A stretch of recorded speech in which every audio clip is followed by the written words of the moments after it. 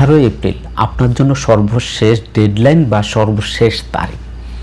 সে বিষয়ে বিস্তারিত যাওয়ার আগে আপনাদেরকে বলে রাখি, সামনে পবিত্র বড় হজ, আর এই বড় হজকে সামনে রেখেই বর্তমানে রেজিস্ট্রেশন শুরু হয়েছে, যেখানে আপনি www.nusuk.ae এই অ্যাপ্লিকেশনের মাধ্যমে আপনি বা ওয়েবসাইটের মাধ্যমে হজের জন্য আপনি রেজিস্ট্রেশন করতে পারবেন।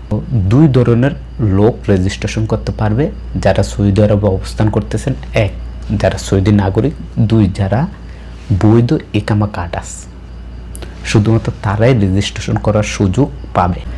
এবার আসেন, প্রতি বছরই সরকারের নির্দিষ্ট একটি তারিখ সিলেক্ট করে দেওয়া হয়, যে তারিখের মধ্যে আপনাকে এই দেশ ছেড়ে চলে যেতে হবে। এরা কারা? এরা হচ্ছে কি যারা ভিজিট বিষয়ে এই দেশে আসছেন তারা, এবং দুই নম্বর হচ্ছে যারা উমরা বিষয় উমরা করার জন্য সৌদি আরব আসছেন।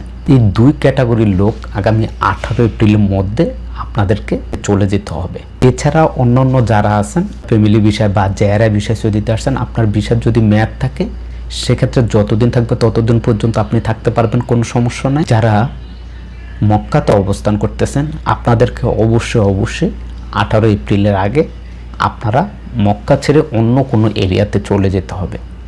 এছাড়াও যারা মক্কাতে কাজ করেন, যদি আপনার ইকামাতে মক্কা লেখা থাকে সেক্ষেত্রে আপনি সেখানে কাজ করতে পারবেন, আর যদি আপনি অন্য কোনো অঞ্চলের হয়ে থাকেন সেক্ষেত্রে সেখানে আপনি কাজ করতে পারবেন না।